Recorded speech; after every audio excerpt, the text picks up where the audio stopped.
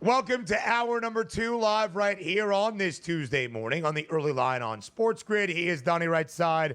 I am Ben Stevens. Plenty to get to here in this second hour. We'll continue our WNBA draft reactions with senior writer for Winsider, that being Miles Ehrlich. He'll give us his thoughts on the 2025 draft class. What are the expectations for Paige Bueckers now in the W? A lot to preview around the association. NBA postseason action begins tonight. Play-in tournament games are 7-8 matchups, both out in the Eastern and Western Conference. In Orlando, it's the Magic and the Hawks. In San Francisco, it's the Warriors and the Grizzlies. We'll also take an early look at our opening round playoff matchups around the association that we do have set. In DRS, just 9 days away from the 2025 NFL Draft in Green Bay, Wisconsin. Some final moves made by teams around the National Football League and the 17 prospects that will officially be outside of Lambeau in attendance for the 2025 NFL Draft in the opening round and maybe more starting next Thursday. Yeah, we got a red-hot topic to talk about in just a few moments here, but it is nice here to get hour number 2 started with so many good topics that certainly are on deck. Major League Baseball, the WNBA draft, and the thing I'm most excited about, Ben, is we no longer have to look at the NBA games tonight, Ben, and explain this to the people. Estimated starting lineup tonight because we have no idea who's going to play. I love the fact we have an idea who every single person is going to play tonight and play hard and play major minutes and get ready to go. The meaningful NBA finally starts tonight, and that's a good thing. Donnie Rightside has been waiting for this moment for a while. The regular season now in the books in the association. It is postseason hoops from here on out. Soon to be the official playoffs starting on Saturday. All right, DRS, just over a week away from the 2025 NFL Draft. Those last-minute preparations in a lengthy draft cycle around the NFL. And some big news last night from ESPN's Adam Schefter. Colorado quarterback Shedeur Sanders will hold one last private workout on Thursday, 1 week out from the draft in Boulder, for a contingent of officials from the New York Giants. Some final intrigue leading into next Thursday's NFL Draft in Green Bay. What do you make of it, DRS, in a season defined by its smoke screens and its speculation?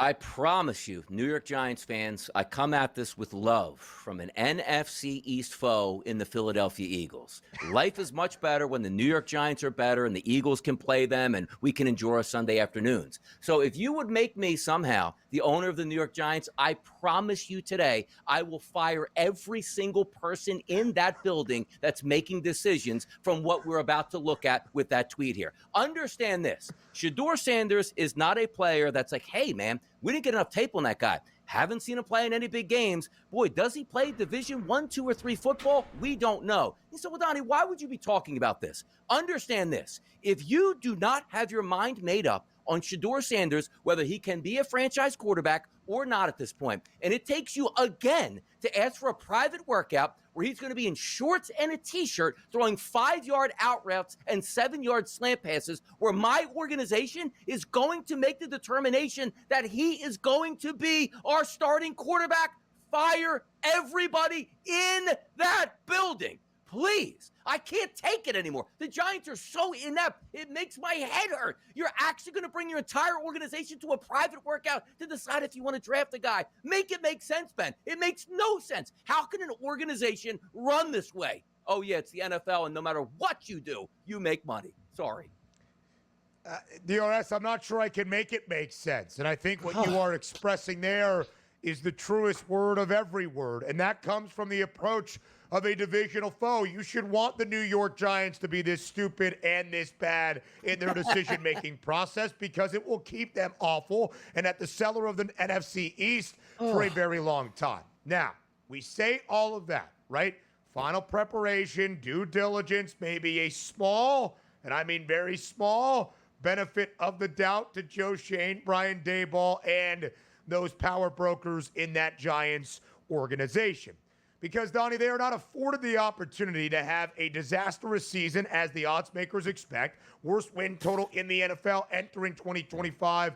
the New York Giants at 5.5, the most juice on the under of any of those 32 NFL teams, and the 4 that have a win total of 5 and a hook. So just making sure that all your T's are crossed and your I's are dotted. I do not believe this ends up with the New York Giants at 3rd overall drafting Shedeur Sanders. So we'll just say that.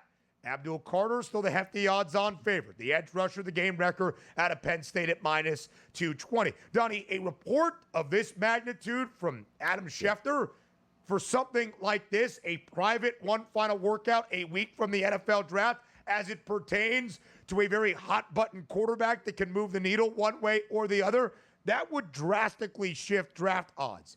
It really didn't. Shedeur's price to go 3rd overall a little bit shorter. But it's not like Abdul Carter is even money or back into plus money. He is still greater than a $2 favorite. So while you are correct, and everybody in the Giants front office and ownership group should have their head examined, I do not ultimately believe it results in the Giants selecting Shedeur Sanders 3rd overall a week from Thursday night in Green Bay, especially not after we already learned the offseason plan for the Giants in that quarterback room and the big acquisitions of Russell Wilson and Jameis Winston. Like think about this too, like Shedeur Sanders. You show up with the contingent, like, oh, we might want to draft him. Like, if he throws a 15-yard out and it's incomplete, do they leave the building like, yep, told you he couldn't make that throw? Or if he makes that throw, it's like, yep, that sealed the deal. Like, do you see how, like, Ben's laughing and so am I? Like, it doesn't make sense what you're doing. And it'd be like, you know what? Let's Abdul Carter. We're going to not put a offensive line in front of you. Let me just see you rush the quarterback. Oof, man.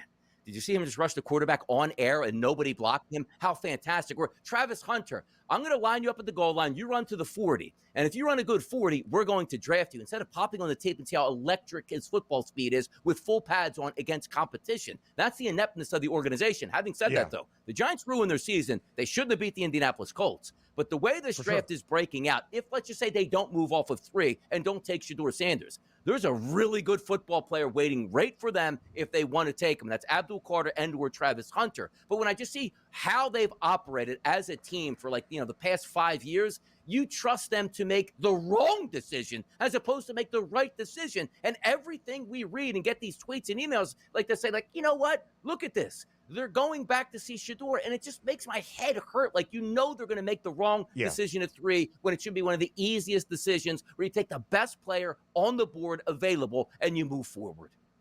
Which I think, Donnie, is the cause of this hesitation or trepidation, perhaps, if you believe in the New York Giants or have a lack of belief in the G-men, perhaps. Because it did seem rather crystal clear at the end of the college football and NFL season that in a quarterback draft class that probably had 2 first-rounders, at least 2 top 5, top 10 potential quarterbacks, that for the 2 quarterback-desperate teams, the Titans and the Browns drafting 1 and 2, it would be QB, Cam Ward, Shedeur Sanders in some form or fashion, which the Giants kind of squandered that opportunity, beating the Colts week number 17, and yet the Browns are not drafting a quarterback by 0 indication. Does it open up the door for the Giants? Oh, wait, they're not in love, at least early in the process, with Shedeur Sanders, so they signed Jameis and Russ for only maybe in the final week to go back to Shedeur, and this could be the thing that makes their final decision. That's why I think there is fear. I do not ultimately believe that will be the decision. More around the NFL next. Just over a week away from the 2025 NFL Draft, in the early offseason programs for NFL clubs, if you have a first-year head coach in your organization, they have begun. Of course, DRS, always drama in Big D for the Dallas Cowboys when it comes to contract extensions and what Jerry Jones needs to spend in an offseason to make the Cowboys a true, if it's even possible, Super Bowl contender. The big one this year. Last offseason, it was Dak Prescott and CeeDee Lamb. Waited till the 11th hour and then some. This offseason, it is Micah Parsons. Per a source, this is Clarence Hill Jr., who has covered the Cowboys since the late 90s. Micah Parsons is at Cowboys voluntary workouts this week under first-year head coach Brian Schottenheimer. So perhaps the drama in Big D waits for at least a few more weeks, as Micah Parsons said that he would show up for voluntary workouts and is in fact there. Good. I like this. Now, understand this. Micah Parsons and Jerry Jones know he is going to get paid and get paid a lot of money before the season. Yeah. And the things that I always point out is, like, sometimes, Ben, we have leverage or where you don't. Like, if Micah Parsons played for the Bengals, he'd probably never show up because they wouldn't even engage in conversation for a new contract at that point, based on what we're seeing for Trey Hendrickson. But he understands they're probably close. Get your workouts in. These guys love to be around their teammates and in the locker room and working out here. He doesn't want to be in Arizona or in Northern California training away from the team saying, I'll show the Dallas Cowboys what I'm actually worth by not showing up. So I like this because how many times do we see you're away from the team, you're a distraction, you come back to the team, you pull a hamstring injury because you're not doing your normal routine, which you do every single year. We understand what's at stake here, a lot of money. He will be paid a lot of money. I love the fact that he showed up in OTAs where he didn't have to show up there. He's like, you know what? I'm a team guy, Jerry. Let's close this deal sooner than later. Get me paid. Let's get on the field and try to win a playoff game here. So here's the thing, right, with Micah Parsons, and it's one of the reasons Donnie and I always bemoan when front offices are stupid and do not have the financial foresight.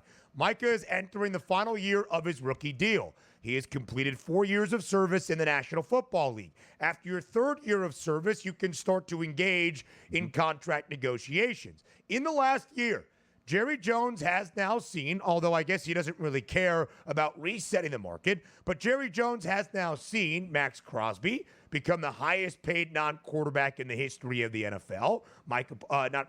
Myles Garrett become the highest paid non-quarterback in the history of the NFL at $40 million per year.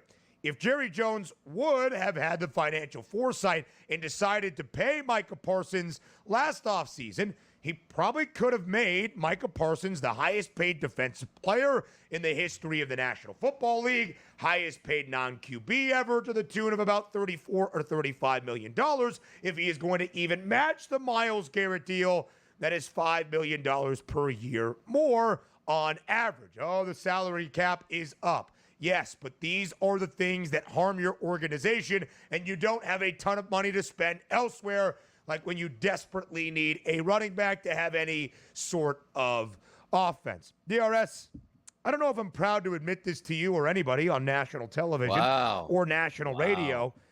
Sorry to see you My go. first win total bet for 2025 in the National Football League. The Dallas Cowboys over 7.5. Okay. I have said this quite often. Yeah. I've said this quite often. I wouldn't spend Donnie's money. I wouldn't spend my worst enemy's money on that NFC title price for Dallas. Not this year, not last year, not the previous 5 years, not the next 5 years to come. I certainly would never even look at that Super Bowl number. And as much as we give Dallas, and correctly so, all of their you-know-what for their postseason failures, they have often been a regular season success. And when Dak Prescott is healthy, even if he's playing 12 or 13 games, you're telling me the Cowboys can't win 8? I did bet the Dallas Cowboys over 7.5 for a win total that is just so drastically different than we normally see on Dallas this time of the year. Yes, I love it. Like, you have to understand this. There's money to be made and there's fandom to be made, right, at the same time. Like yesterday, my Philadelphia Phillies, I didn't think they'd win that game. Bet against them. Hey, look at that. Came away with a profit. Same thing. Like, Donnie hates the New York Giants. No, I don't. I hate incompetence. Did you know your boy, Donnie Rightside, actually bet the Giants team total over when somebody across the street hung a terrible line on that? Yes, because we can make money. And I love it. The Dallas Cowboys, when Dak Prescott is healthy for the regular season, are a very competent football team, specifically, on offense. So I see the 7.5. Now, granted, the NFC East, I should say, does have a very tough schedule on paper heading into next year. But 17 games, and they need to win 8 of those. And you can't say, Dak's going to get hurt and CeeDee Lamb's going to miss games and Micah Parsons won't be there by the time Week 14 happens. Sure, you can do that. But if the Dallas Cowboys are healthy, they are winning 8 football games or more next year. You can book that.